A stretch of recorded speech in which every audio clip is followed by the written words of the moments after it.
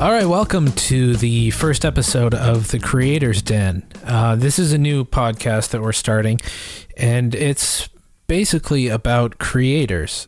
And the goal is to sort of get into the heads of what inspires someone to have something in a creative vein. My name is Jeremy Boyd. I am a musician, audio engineer. I currently have returned to school for web design. And I've been podcasting and doing YouTube for about 5 years, and this is a really interesting experience for me because I really feel that it's interesting to talk to people who are creating things in a digital world and in a way that in an environment where major companies don't really have that kind of control over the creative field anymore. And I'm the co-host. My name is Robin Smith. I am a very technical person. I went to school for computer science.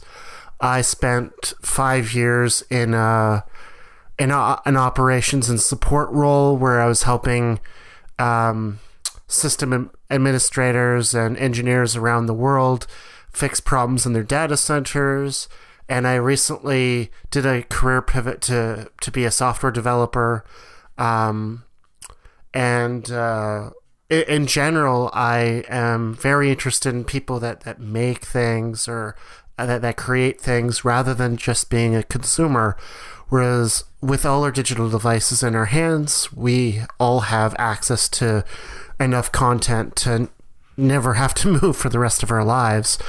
So kind of what motivates me in this podcast is to learn about what motivates creators, to learn a little bit more about their creative processes, and I guess learn a lot about the specific kind of field that they're in, because I myself am not crazy artistic, but as a technical person, I do create in a non-traditional kind of fashion.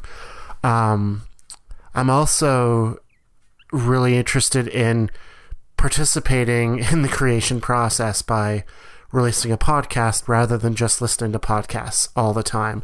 So in this show, I think we're interested in speaking with creative types from all fields, really. We want to talk to filmmakers, painters, people that create digital art, people that potentially create stuff that you wouldn't even really consider that much of a creation even. I'm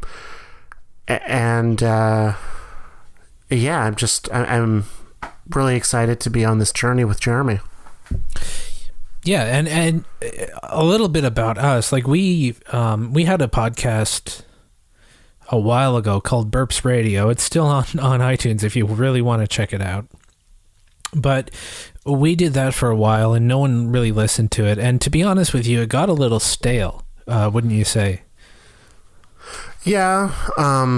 The theme of the show was basically let's talk about the story of the week, current events, and there's already a lot of podcasts and a lot of TV shows and content out there that already does that. And honestly, it kind of felt like a little bit of a chore that having to comb the internet for current events to talk about every week. So I think Jeremy and I kind of decided to go back to the drawing board, and this is the format that we kind of came up with. Yeah, and we've known each other for, I guess, about 15 or 16 years. We met in grade 8, and so we've been friends for a long time. And I kind of pushed you into wanting to get a podcast up, because you had never really thought about doing anything like that before, and I thought, well, I remember we had always had these really interesting conversations, and I thought, well, it'd be cool if we could, record that and put it into a podcast. Just, and then listening to different podcasts that I'm interested in, like the Joe Rogan Experience, where he has people on from comedians to like philosophers to actors to writers to everybody, and it's very philosophical, and it's very similar to the conversations that we would have. And so I thought, we could do the same thing. The problem was no one listened to it, and the reason that people listen to Joe Rogan's podcast is because he's a comedian, and he had a following for years before he even thought about starting a podcast. So I think that's the problem that we ran into. And also it became not just conversations for us, but just recording an episode because we felt we needed to. Yeah. Although we both were in different cities, and getting together once a week to have a conversation for an hour was a lot of fun. I think it'll let us reconnect, and it actually might even be a reason why we're still friends now. Like, we would have still been friends, but we're a little bit closer than we would have been if we hadn't done the podcast. But with the one that we're moving into now, the Creators Den, we're hoping to basically go into an area that we're both interested in, and it's not going to be just about recording a conversation because we need to. It's going to be about having a kind of a conversation that's fun, but also interesting as we get to learn things by talking to creators out there. Yeah, and we've recorded our first episode, and it's we've had an interesting conversation with Kate Strollo, who is a filmmaker, aspiring filmmaker. She's made a short film with her boyfriend, and it's really interesting, and I highly recommend checking that out. We'll put that in the show notes. But without further ado, let's get into that interview with Kate Strollo.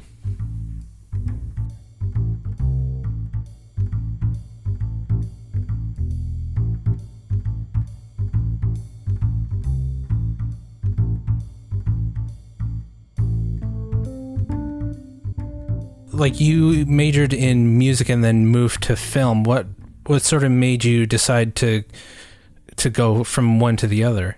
Well, in high school, I was really, really into music. I sang, I played the guitar. When I learned that music industry was something that you could actually major in and do with your life, I was really, really excited about that. And luckily, Drexel University offered that as a course of study. And I lived right outside of Philadelphia, so it was a perfect fit. I did a bunch of internships, went up to New York. I went out to Los Angeles for an internship, working with labels, PR companies, management companies. And while they were all fun and all interesting, it just wasn't necessarily creative enough for me. So I eventually met Tyler, who is now my boyfriend of 5 years. While we were both over in Los Angeles, I was with a PR company. He was with some television network. And he's actually the one that kind of introduced me to film. A lot of his friends are creative types, whereas I'm a little bit more of like a business producer type. So I would kind of come in and help just kind of lead the charge, make sure they're staying on task if they were working on any short films, helping them proofread scripts, things like that. And I just became really interested in it. I actually liked that a lot better than a lot of other things that I was doing. So when it came time for him and his friends to work on their senior project, I ended up producing a lot of it. I ended up writing a couple of scenes. We worked on a few projects here and there for the next few years. And then prior to coming out to LA, we ended up launching our own little platform, I guess you'd call it, called Strolling Still, combination of both of our last names, where we just used to house all the content we wanted to start making. Cool. And so you grew up in Philadelphia. You're in LA now? I am. We just moved to LA about 6 months ago. Oh, cool. How's that been? It's been awesome. Yeah. I guess I'll tell you the weather's better. I was just gonna say. Yeah. So what was it like growing up? Like, did you have like an artistic family? No, not at all, actually. My dad was an accountant, and my mom was, she was actually a chemist that then went into law and became a paralegal. So I come from a very not creative family. And like growing up when I was a little kid, I actually wanted to be a doctor, just coming from that type of background. But then when, being in high school, I started to meet more creative types, and those type of people just were more interesting to me. So I think that's what kind of encouraged me to follow that path. I was hanging out with a lot of like the art kids and music kids, and just I enjoyed that a lot better. Cool. And what, like, just out of curiosity, what kind of music are you into? I have a really weird taste in music, I think. I predominantly actually work in dance music, so like house, techno, all of that type of stuff. That's a lot of where my background's in, and I enjoy some of it. I do like a lot of classic rock. My stepdad is very big into like Nirvanas and Guns N' Roses, Led Zeppelin, things like that. So he introduced me to a lot of that when I was in high school. And then a lot of the more like relaxed indie electronics, some of the more electronic acts that feature instrumentation. I like that. It's nice music just to kind of tune out and like think to, or even just relax a bit too. Yeah, definitely. So I watched I sort of clicked on your YouTube channel and watched the short film that you made. It's called Voodoo. Yeah. It's pretty, did you actually go down to New Orleans to film that, or because No. some of the scenes there? Yeah. So we actually had a friendcation planned for New Year's. A bunch of us had moved to different parts of the country, and we were all going to New Year's Eve in New Orleans. And this was actually for a contest entry. It was for some short, I think it was any type of genre film. And we're like, yeah, let's do this. Why not? We don't have anything else going on. And then we were thinking, all right, well, we have New Orleans as a setting. We're going there in like 2 to 3 weeks. What can we do that maybe ties in some of that scenery? We should use that for a couple of shots. So that was kind of just worked in since we were already going there. Cool. Was that like, was it written like sort of with that in, like, did you have it written before you went there, or was it sort of like that's how you got the inspiration for it? It was an idea we were kind of throwing around. We're both huge. Tyler and I were pretty big like horror fanatics. It's probably our favorite genre. Constantly watching like really stupid horror movies. But we wanted to make something short. I feel like horror is a genre where you can take very simple effects and make them seem bigger than they are. Like with horror, it's a lot of just like different shadows and the way that you edit things. It doesn't need to be complicated to be weird or scary. So we thought that would be an interesting route to take. So New Orleans, pretty famous for voodoo, so that's kind of where we got the theme from. And then we didn't really specifically write those scenes. They're more kind of like B-roll that we just got while we were down there. But we knew we'd shoot at least like some of the locations there, like the French Quarter, obviously, and have that in the background and interspliced with some of the dialogue. I thought it was pretty amazing that you were able to create such a creepy vibe in such a short amount of time. But a lot of horror has the problem where it kind of comes off as really corny, or it comes off as creepy or horror-like. How do you avoid coming off as a little bit too corny? I wish Tyler was here to answer that question. He could talk your ear off on horror, but I think going back to like, the type of effects that you use, I think a really great example that I'd love to talk about is the Blair Witch series. Have you guys seen the most recent one that came out? I haven't, no. You don't need to. Okay. What I loved about the first one was honestly just how simple it was. You know, you never saw the witch. You never saw what was happening outside of the tents of the night. You know, you would just wake up and there was stick figures, or you would hear children laughing, but you know, it was kind of that fear of the unknown, and it was just so, to me, that's what made that movie so great, is you just had no idea what was going on this entire time. Whereas the second one takes a complete opposite route. You kind of see everything happening. You see these kids getting dragged away through the woods. You actually do see the witch in the final scene. And I don't know, that just took away some of the mystique for me. It was like they almost overcomplicated it, whereas the first one was just so simple. Well, yeah, I mean, it's theater of the mind, right? Like you kind of hear the sounds and you're kind of picturing in your head how horrible it must be, but then once there's that huge reveal, it's like, oh really, that's all it is. You know? Yeah, exactly. And I love the first one was just so organic. Like it actually looked like you found a camera on the ground, whereas the second one, that you could see they put a little cinematography in it. There were some Dutch angles, and I mean, I loved how raw the first one was, and I feel like that's what makes horror just awesome in general, is when you can make it more raw and more organic like that, and not make it this big, beautiful masterpiece. Like I don't think that's what horror is necessarily supposed to be. Yeah, I mean the scariest stuff is the stuff that you almost see, or the stuff that kind of happens in the shadows, and you're kind of trying to figure out what's going on, but you don't know. That's when it's really, really good. Yeah. So I won't give anything away. So I encourage anybody who's listening to go and watch that film, but it kind of ends on a cliffhanger. Is that going to be resolved? Maybe. Maybe it's something we can revisit later down the line. Yeah. To be honest, it was filmed primarily in Philadelphia with a lot of our Philadelphia friends that we don't have access to now. Right. But that could be interesting. I might float that idea around. Yeah. Yeah, that'd be cool. So you said you're working on another short film. Can you tell us anything about that?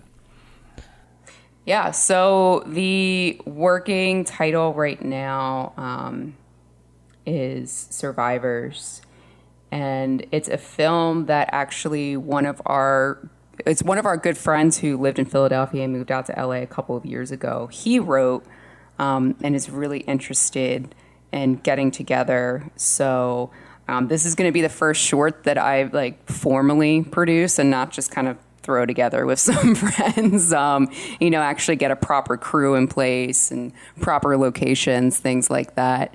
The way I like to describe it is if you took Mike from Breaking Bad and followed him on one of his earlier journeys before the show.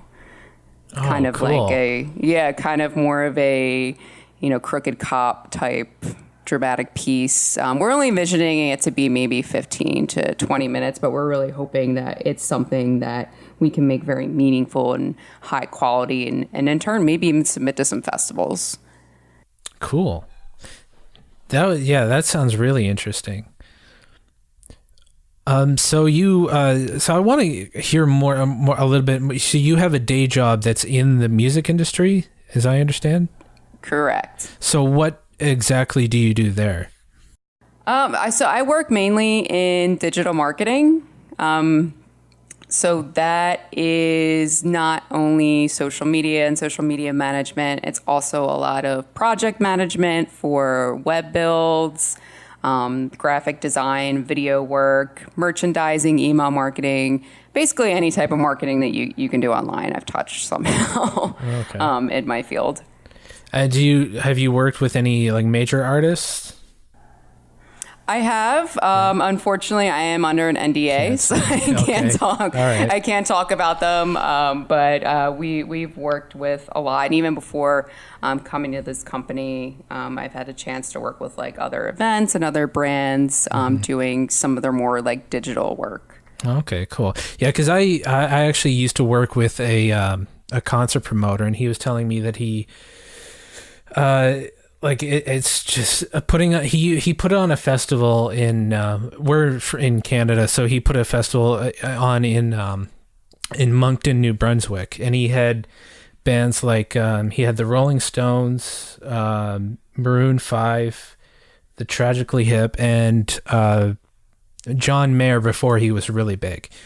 And just dealing with those four artists was an absolute nightmare. Just like dealing with the riders and just everything. He said he never want to do anything on that scale again. Yeah, God bless promoters who actually put on shows. Yeah. We've worked with some, and I see how busy they are and how they're ready to pull their hair out even when they're months away from an event. That is a lot of work that requires a very large team. Mm-hmm. Yeah, and he's a person who he has OCD, so every little detail was taken care of. Like they had police escorts, ambulances, just to make sure everything was okay. Everything was taken care of, and he actually, this is like kind of name dropping, but he actually had Mick Jagger tell him this is the most efficient music festival I've ever seen. But unfortunately he only did it the one time. So, because it's a lot of work. Oh yeah. That's awesome. Yeah. So you were saying that you do a lot of marketing in your day job. When you come home, you probably have used up a lot of your creative energy from the day, but then you have all these ideas that you want to implement in film and probably in other ways as well. How do you balance that and not use up all your energy at work and basically come home and watch TV for the rest of the night like a lot of people do? Yeah, that is rough, and that's something that I am still trying to find a balance for that doesn't require me getting about 3 hours of sleep a night.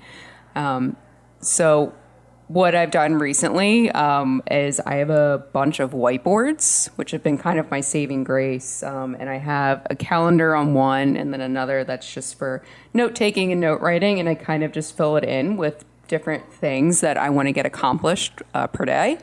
I mean, I've realized I have to be a little bit more realistic about it. I know I can't come home and write out an entire script or come up with a shooting schedule with Tyler. But I try to make little goals that I can knock out each day. So at the end of the week, I can maybe have a finished product, or I've helped moved along the production of something that we're working on. Okay, that sounds pretty reasonable. I've been doing a lot of personal reading lately myself about concepts like deep work versus shallow work. A lot of books out there that go into research along these things basically come to the conclusion that you can only really concentrate on really hard work maybe 4 or 5 hours a day, and after that you've used up a lot of your mental energy, and shallow work is kind of the easy stuff, replying to emails, doing the really small things. So realizing that you can only get done a small amount of things in a day is probably a good thing to come to. Otherwise, burnout will happen. Have you ever experienced burnout? Oh, yeah. I think anyone who works in the entertainment industry probably experiences that a lot. There's definitely been days where I'm so just burnt out and beat from my job, but then I want to, come home and still be able to get some things done. So maybe that's a night where I realize, I am at my kind of last wit for the day. Maybe I need to just take the night off and just kind of hit the reset button, watch a little bit of TV, and then revisit what I wanted to do tomorrow. I'd rather take a little bit of time and make sure that we're producing a quality product than just try and rush something along for the sake of getting it out the door. Yeah, I mean, and when you do that, obviously quality suffers, and yeah, it's better to take a break. That's what I found anyway. I'm currently back in school, and I've just with doing assignments, it's time management is really it's a struggle, but it's crucial. In my job as a programmer, we have deadlines that come around. We try to get something done every month or so. And we found estimating is really hard. So instead of going on for forever, sometimes we'll cut scope instead of extending a deadline, but we don't try to shove way more hours into a project than we can. We usually either cut scope or potentially extend the deadline. And cutting scope is an interesting thing because sometimes something you think you needed to do wasn't all that important now that you're kind of going back to re-examine it. Has something like that ever come into play with something creative that you've done? Or do you find that you end up just pushing the deadline forward for when you want to actually finish?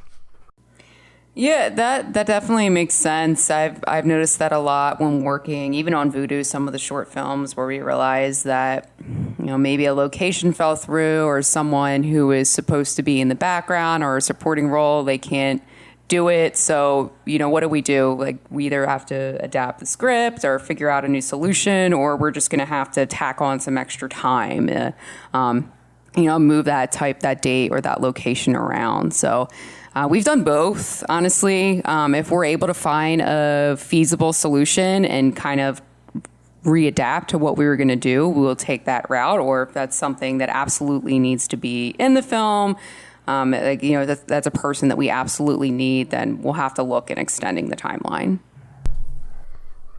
Cool. So on top of everything that's going on in your life, you also produce a podcast. Can you tell us a little bit about that? Yeah, we actually just launched it probably about 2 months ago, so we're also relatively new to the space. It's called Franchise Friends. It's an idea we've been kicking around for a while over here.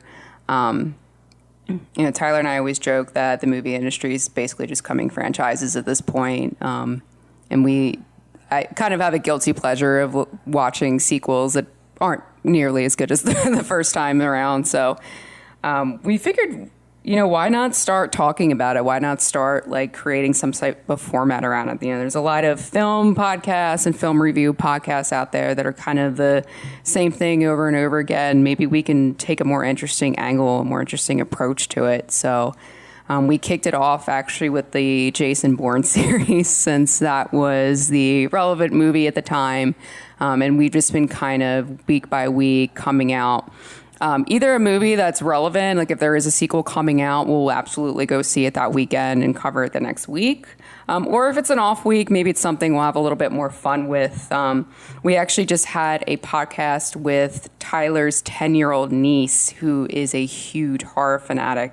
This girl loves the Paranormal Activity series. So we had her on for the podcast, and she just completely schooled us. So that was one of our Halloween episodes, but that was actually a lot of fun. That's awesome. So there's a lot of, I would say, not so much franchise, but there's a lot of, to me, remakes are, for the most part, unnecessary. I agree. And there's what was it?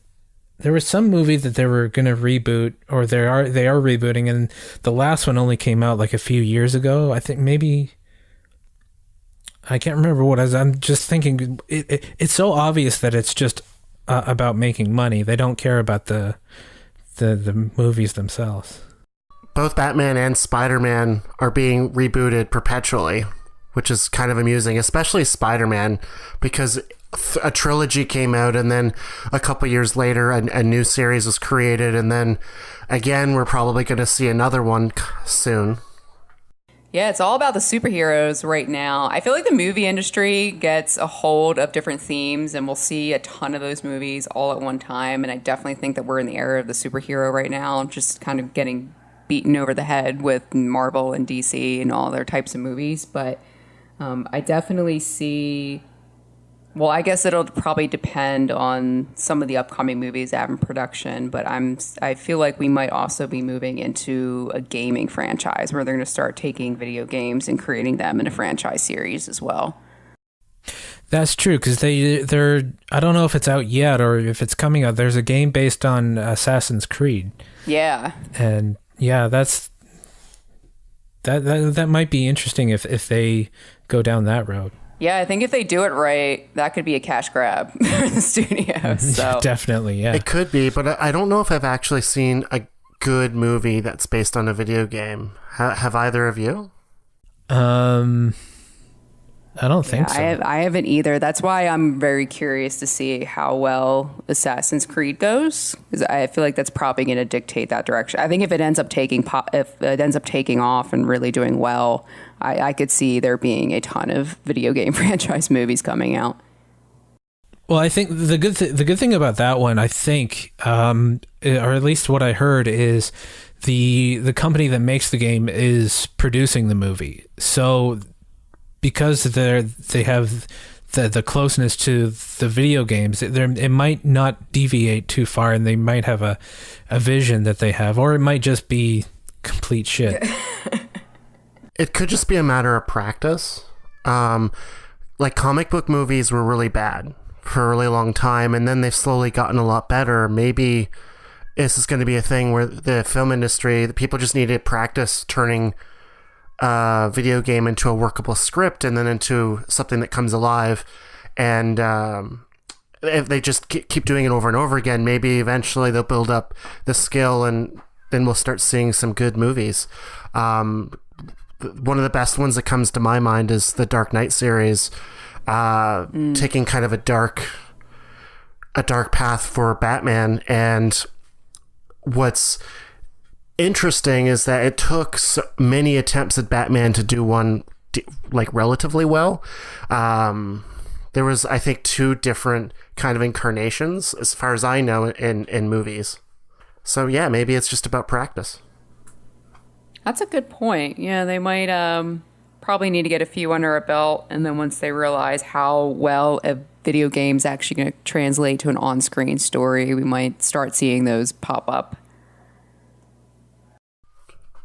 Okay, so this is a question that always pops into my head when I talk to someone that's in an industry that I know nothing about.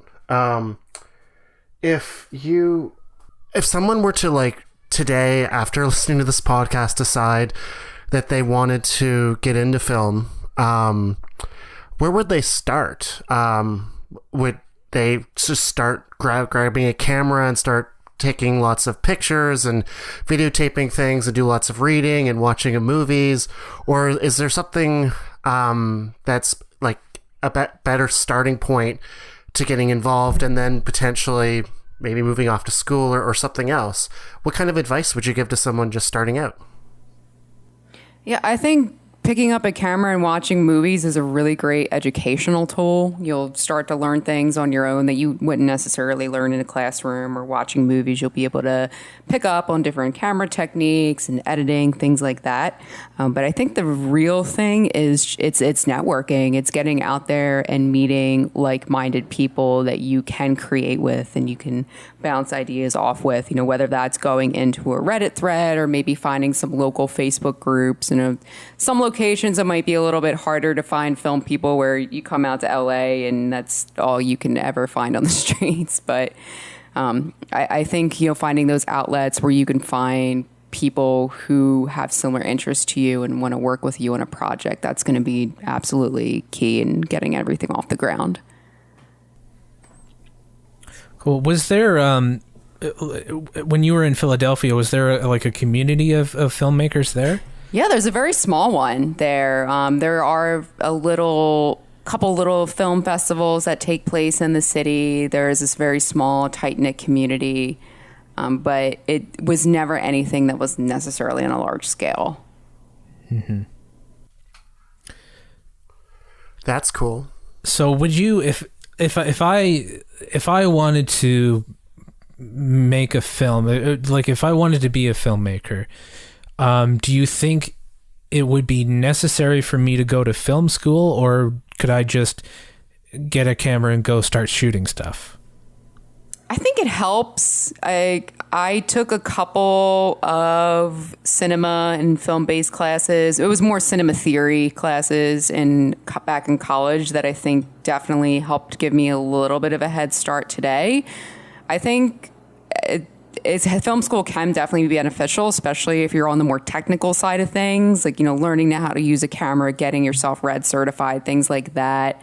On the business end, I don't think it's quite as necessary, but I think with anything, it's a trade that you can pick up just by getting your feet wet. I don't think you actually have to go sit in a classroom for 4 years or, sit through seminars. It is something that if you're just a little bit proactive and can kind of get your name out there and start networking, I'm confident you could probably take that off the ground. Mm-hmm. Like, I don't know, I don't know how it is in the States, but in Canada here, it's like I went to school for audio engineering because I'm way into music. So, but what I found out is in order to get a job as an engineer or a producer in a recording studio, you really have to pay your dues. And what that means is you basically have to intern for free for about 2 years before you'll get an actual job. And I know I've talked to one of my classmates. He wants to get into making film or videos rather. And he says the film industry in Canada is similar. Is it kind of the same thing in the States? Oh, yeah. All of my internships for the 4 years that I was going to college were completely unpaid. I know we now have laws in place that prevent that. For example, the company that I work for now, we do pay our interns, and a lot of other larger companies pay their interns. But I feel that the entertainment industry, whether it is film or whether it is music, I feel that they're still at this weird little cusp where there are a lot of companies that will require you to work like almost full time for little to no pay, just to, like you said, pay your dues. Mm-hmm. Yeah, and if you can afford to do it, that's great. Yeah. But you also have to pay your bills. Yeah, that's kind of a similar reason to why I didn't go into video game programming.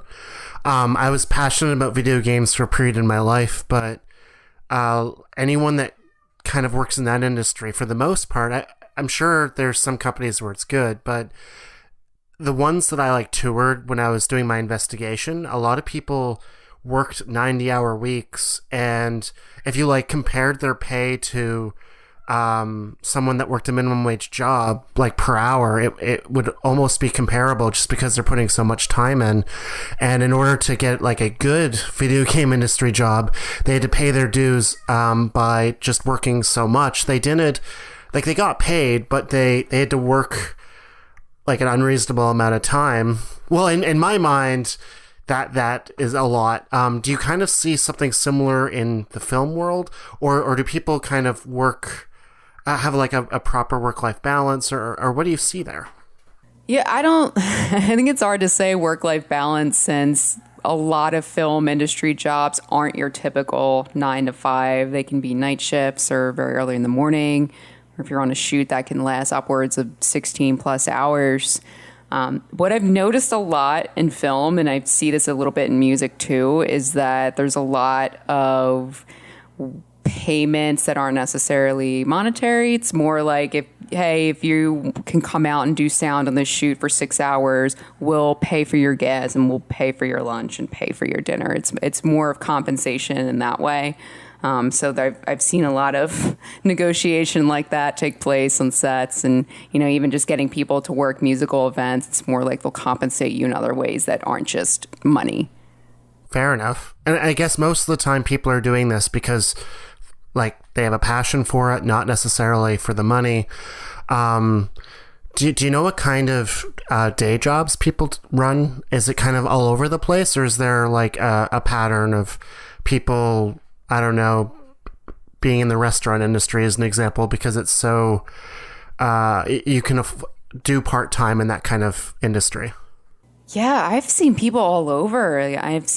People worked in the restaurant industry. People are just working at a Target or a Whole Foods.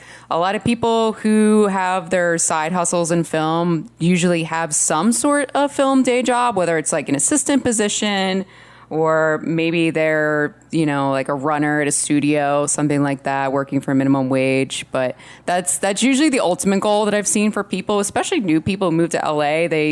They try and get a job initially, just any sort of job that they can to have money, and then they'll try and move into something that is film related. Because, that's a networking opportunity in itself. Even if you're just a runner at a production studio, you're still around all these people who are doing big things and can probably either get you a job or introduce you to someone who can get you a job later down the road.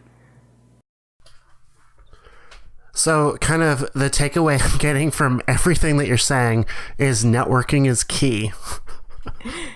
Yes. Networking is definitely key. If you can go to a shoot or a project and they're willing to at least pay for your gas and your food, you don't know who you're going to meet there. Cool. Is a lot of these kind of networking opportunities, how many of them do you think pan out versus turn into dead ends? Do you end up having going nowhere with 95% of them, or maybe 99 out of 100 of them? Or do you feel like these opportunities kind of pan out relatively quickly? I feel like that's such luck of the draw, if you're asked to help on a certain project and you end up meeting someone who ends up getting you another project or another job. Yeah, that's really hard to say. That's really just a right time at the right place type of situation. I'd imagine, from my limited experience in the music industry, and I think it's because it's run by a lot of artistic types, is a lot of the people who are on the business side of it can be kind of flaky, and so they'll kind of say, yeah, come on, they'll promise something and then they won't deliver on it. That's been kind of my experience, and I'd imagine it's the same in the film industry. Oh yeah. If something else comes up, or maybe if someone's not necessarily passionate about a project, they might end up just kind of leaving it at last minute. I think that kind of applies to just a lot of entertainment, whether it is film or music. People aren't as, I don't know what the right word is, but it's not like a business type field where, if someone says they're going to do something, they're going to do it. It's a little bit more flexible. And a lot of people too, be in the entertainment industry, they're not necessarily contracted to do something. There's never really anything in writing that says you're going to be at this place at this time. It's a lot more flexible and a lot more open, but at the same time, that kind of leaves room for people to be a little bit flaky. Mm-hmm. Yeah, that's definitely been my experience. Yeah, a lot of not even deals, but just agreements out here are more done on a handshake. So that does leave room for people to kind of, run on their own schedule a little bit. Well, when there's very little money involved, it's also hard to keep people kind of motivated sometimes if they're not really passionate about the project. Like in school, I was really involved with lots of clubs, and when everyone's a volunteer, trying to get people to do things is a very interesting experience. People will flake out sometimes. Sometimes you'll meet a couple people that are very reliable, and that you really need those people, and so you're really nice to them. But some of the stuff sounds like it's almost like being a volunteer plus. So a lot of these people, because they're not making a whole lot of money from these projects, if they lose interest, they probably just kind of move on. I imagine that finished projects versus started projects is probably an insanely interesting ratio there. What I guess is your ratio like? Do you finish most of the projects that you kind of set out to? Do you learn to abandon some of them early because they're not going to pan out? How do you kind of balance that loss of passion versus completing something? Yeah, I mean, Tyler and I and some of our friends, I feel like we constantly talk about different projects, different things we want to write, different things we want to get up and running. But I'd say probably 5% of that actually gets made. That Thankfully, the podcast did go through though, so that's one of our ideas that we were able to actually manage to make happen. I think it's just kind of taking that step back and thinking like, can I feasibly do this? Especially if you are working that day job, you have to think, okay, there's going to be nights where I come home and I'm really burnt out and don't want to do anything, or I only have enough left in me for an hour or two of work. So, okay, there's 5 different projects we want to do in the next month. Maybe we should think about only focusing on 1 or 2, and maybe moving some things around. So I feel like that's kind of where like the business side of me is really helpful to have, like that other like voice in my head that's like, okay, you need to slow your roll. I get that you want to be creative and start doing these things, but you got to think smart and think how you're going to manage your time really. So I feel like these days it's also because maybe the equipment is more readily available, but I feel like it's easier to do more creative things. Like I can get like a cheap camera and go shoot stuff, or I can get like a little mixer and make a record in my bedroom. And so and especially because of the internet, I feel like there's more of an independent sort of grassroots kind of thing going on certainly in the music industry. Is that kind of carried over in the film as well? Yeah, I'm definitely seeing that more and more. The music technologies is probably where I'm a little bit more familiar with, since that's a lot of what we work with some of our artists and our brands. And it's insane to see where we've come, even just in a few years, the amount of tools that are now more readily available, as well as just platforms to get your music out there and your art out there. I'm slowly but surely learning a little bit more too about those different opportunities in film, whether it's a platform to share your projects with other like-minded people, or even just the sheer amount of film festivals that take place across this country that you can submit your films to and actually get people in seats to see your film. It's really interesting, the types of technologies that are now being developed for independent filmmakers to bring their work to life, essentially, and maybe even one day bring that to the next level and get more funding and be able to make a bigger project. Yeah, because like I've seen stuff that I don't know a whole lot about it, but I've seen stuff where I think, oh, that looks really good. That looks really professional and it looks great. And they'll say, yeah, well, I just shot it on my cheap DSLR and just, and I think, wow, the technology has really caught up to what people want to do. You don't have to go and rent, really expensive equipment. You can kind of do it you can make something that looks really good on a smaller budget.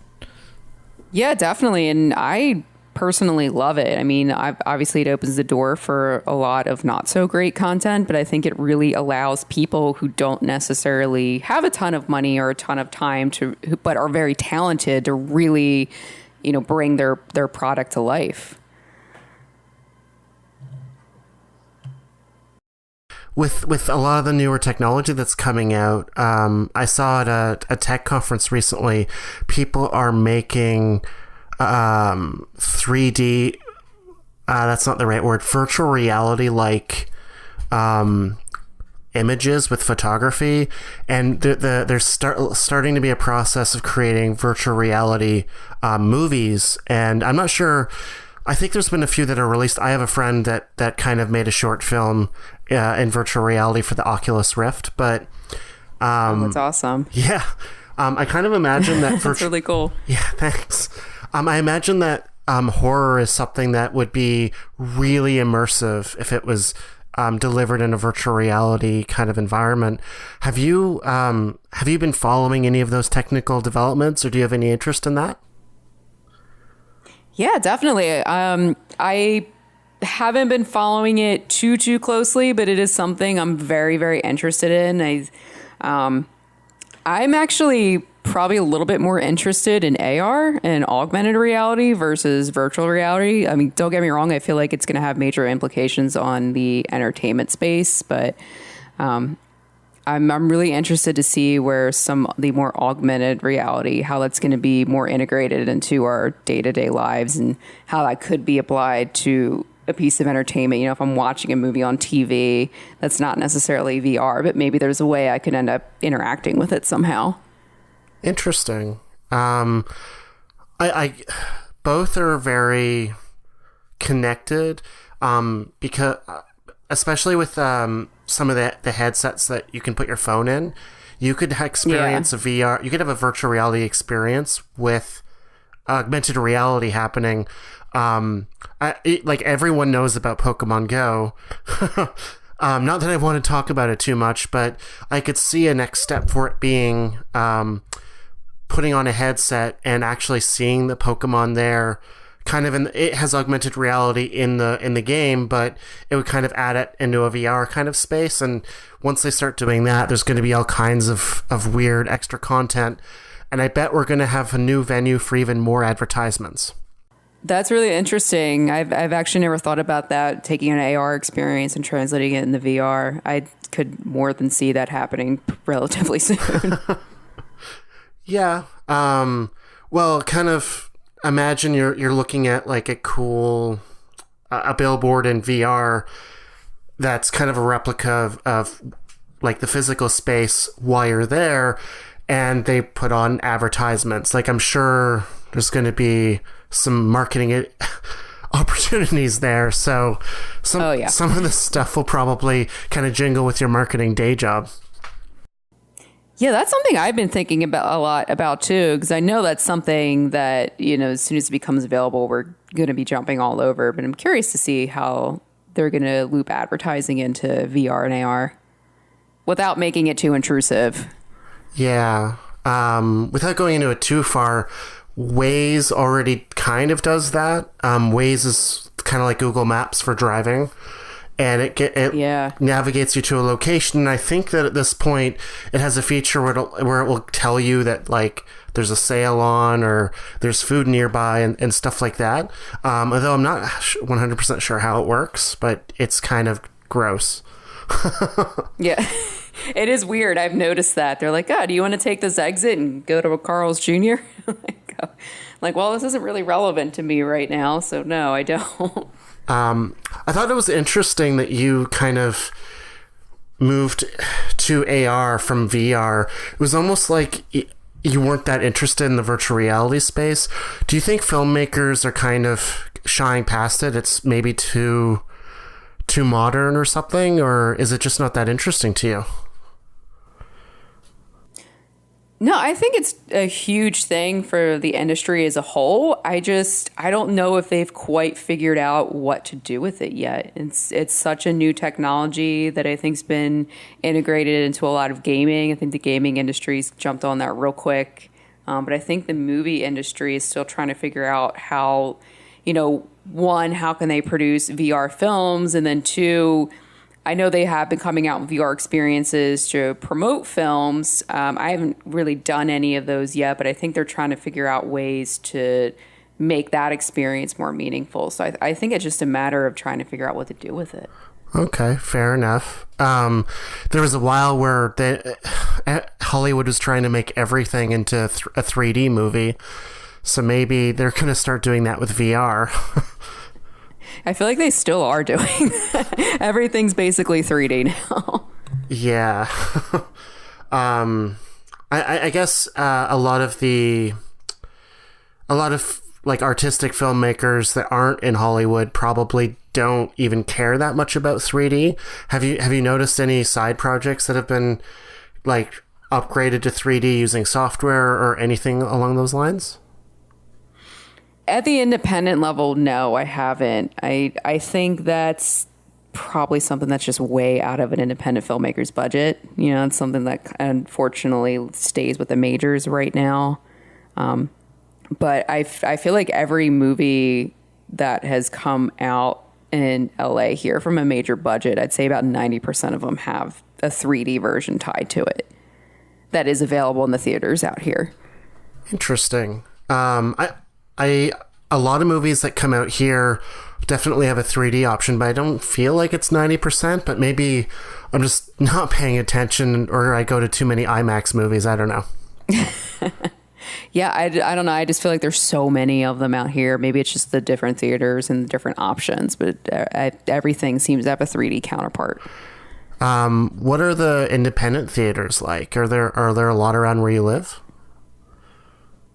Yeah, there's a couple. I'm still feeling them out, still kind of getting my feet wet in that regard. I haven't been to it yet, but I really want to go to the New Beverly, which is Quentin Tarantino's theater that he has out here that just plays really weird movies all the time.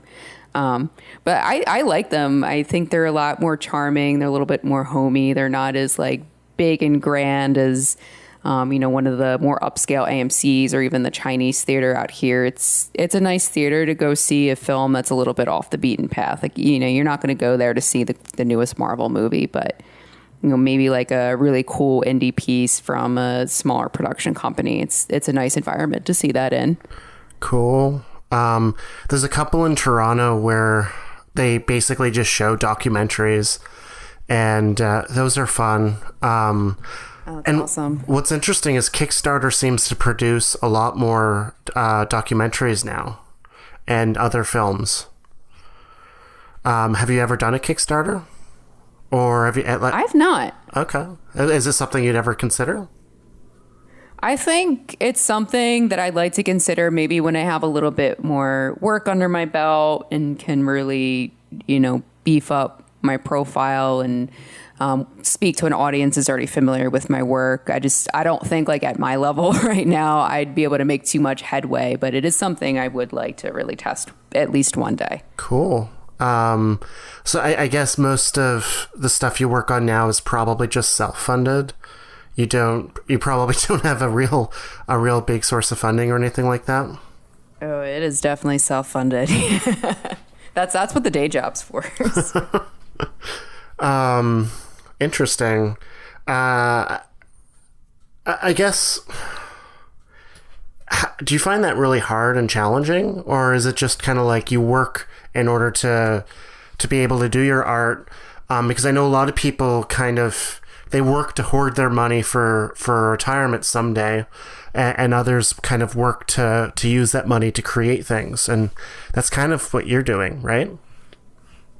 Yeah, that's exactly what we're doing. And I think at this level, it's about sometimes making compromises, and it's also just, going back to networking again, tapping into some of your contacts that might be willing to, act as a crew member or be an actor for free or something for a day. It's about trying to get a little bit smart, pull a little bit of strings too to make those things happen. Cool.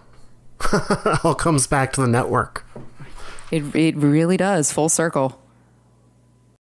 And I think the advantage of doing like a Kickstarter or something is versus going to a financier is with the Kickstarter you kind of have complete creative control, whereas someone who's financing a film can kind of come in and say, yeah, I don't like that, can we change that?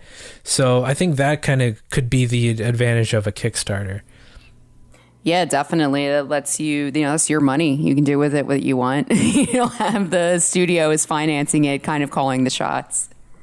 Well, another cool thing about Kickstarter is you can test an idea before actually doing it. When you're in a spot where you're being able to be creative for people and potentially be in a spot where you can make money from that, which is probably far out from now, but when you're in that kind of spot, Kickstarter allows you to test an idea to see if it's resonating with people.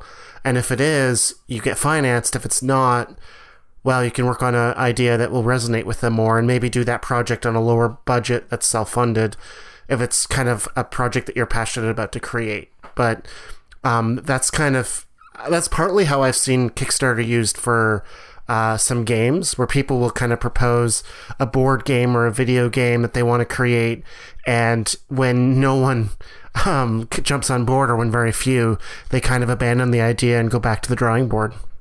That's interesting. Yeah, that's definitely a great way to test some sort of concept before putting it into market. Yeah. But I guess at this point, you're probably still creating, I guess, for you and not so much for a market, although that's probably an interesting transition to make where you're trying to create and get something that people will watch and kind of have that network effect where they'll tell their friends about it. And the fact that you're in marketing probably makes that kind of an interesting place to be in. Do you see yourself trying to use like your marketing knowledge to get a piece that you create out there, or to help you select the kind of piece that you create? Oh yeah, definitely. I think it's essentially what helped us get the podcast off the ground is that I was more well versed in social media and being able to tap into more digital presence to get our podcast out there, make sure it is on iTunes and all the available platforms. So I more than see myself using my knowledge and my skills to, help essentially grow our projects one day. And I guess that's probably pretty essential. It all comes back to the network. Yeah.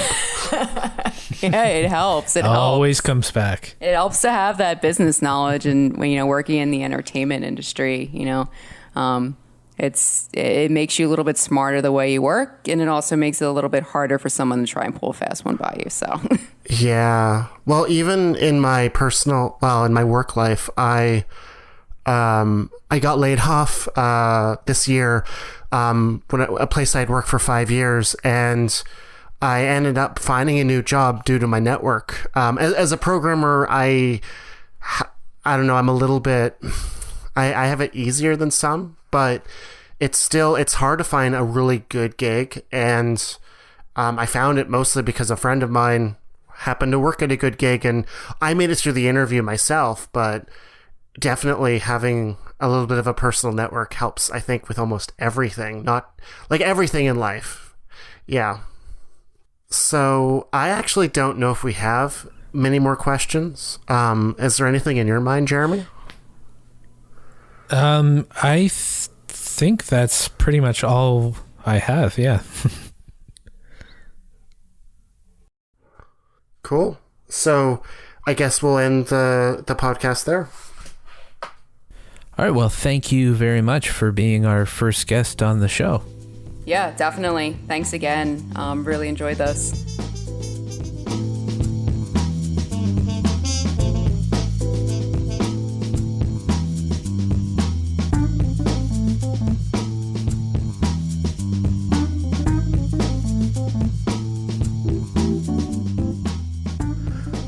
And that was episode 1 of The Creator's Den. Thank you so much, Kate Strollo, for appearing. We had such a great time talking with you. I learned a lot. Thanks so much. Yeah, and you can check out all of her stuff, the Franchise Friends podcast and Strolling Still Pictures. We'll put all the links of those in the description. And we can follow us on Twitter at The Creator's Den. And go to thecreatorsden.com for a whole bunch of stuff like contact information and things like that. But until next week, I'm Jeremy Boyd. And I'm Robin Smith. Take it easy.